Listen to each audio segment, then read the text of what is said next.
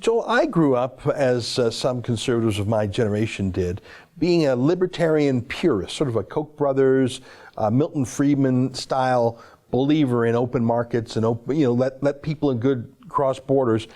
But that just never really worked with China. They never really let our stuff in, either from Canada or the United States, on terms that were meaningful. They stole intellectual property. They never really let us have proper access to their market, but boy, they had access to ours. Right, exactly. Well, what's really been interesting here this week is to watch many left-wing critics of Trump suddenly come around and support his China policy. I think what really seems to have brought people together is the realization that China may not be as tough as people thought it was.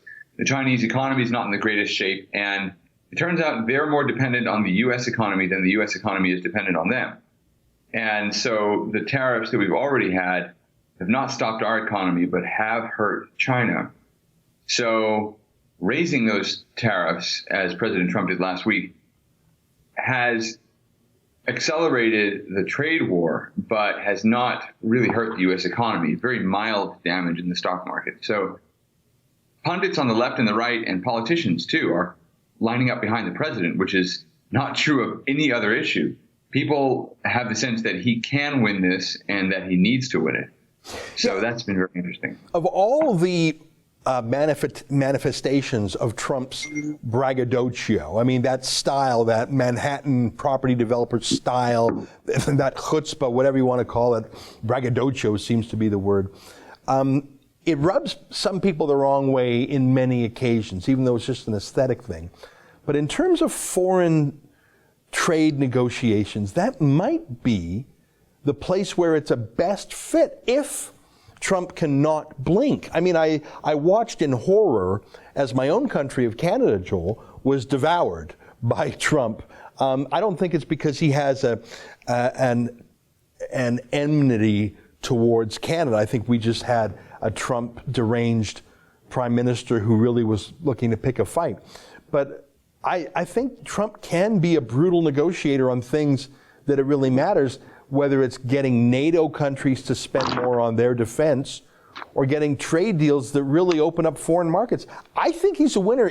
Let me tell you this, he's made a fair trade supporter out of me, and I used to be a libertarian free trader. I've been convinced by Trump. Well, I still believe in free trade, and I'm opposed to tariffs. I think what has saved us in this round are a couple of things. One, the Federal Reserve raised interest rates over the last year. They've stopped doing that now, but they raised rates, and that kept inflation low. Number two, the Chinese economy just happens to be not very strong, and the other economic policies of the Trump administration have been very good. So you can have tariffs if you're also at the same time drastically lowering the cost of doing business in the United States, which we are. So that has helped companies move back to the U.S. and produce here, meaning that the prices of goods haven't necessarily changed. They're finding it cheaper to produce here. So there's been some things that Trump has done very well, and that his administration, if you want to include the Federal Reserve in that, have also done well. And we've also been lucky. It's not to say that prices won't go up or there won't be economic damage from the much higher tariffs now, but we'll have to see. What is interesting is that China's response has been largely ineffectual, and we're making it clear not just that we can compete with China on price, but also that there's a risk to doing business in China that is greater than people had perceived it to be. So they'd rather do business in the United States than in China. And I think the Chinese are starting to realize that if they want to hold on to some of these multinational companies that have set up shop there, they're going to have to play ball.